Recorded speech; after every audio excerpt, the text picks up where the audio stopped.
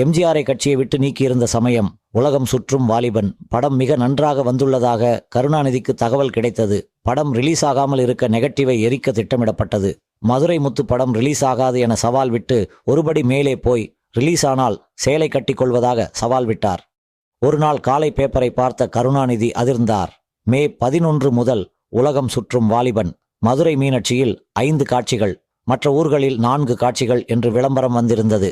பல இன்னல்களுக்கு பிறகு படம் வெளியாகி மாபெரும் வெற்றி பெற்றது. மதுரை முத்து வீட்டுக்கு ஒரு வேன் வந்தது. அதிலிருந்து போஸ்ட்மேன் இறங்கினார். மதுரை முத்து போஸ்ட்மேன் எதற்கு வேனில் வந்துள்ளார் என்று யோசித்து என்ன என்று கேட்டார். அதற்கு போஸ்ட்மேன் உங்களுக்கு பார்சல் வந்துள்ளது என சொல்ல, பார்சலா என்று முணுமுணுக்க போஸ்ட்மேன் வேன் கதவை திறந்து காட்ட உள்ளே அத்தனை பார்சலிலும் புடவையும் வளையல்களையும் அனுப்பி வைத்திருந்தனர் எம்ஜிஆர் ரசிகர்கள். எதிரிகளுக்கு தோல்விகளை பரிசாக அளித்தவர் எம்ஜிஆர்.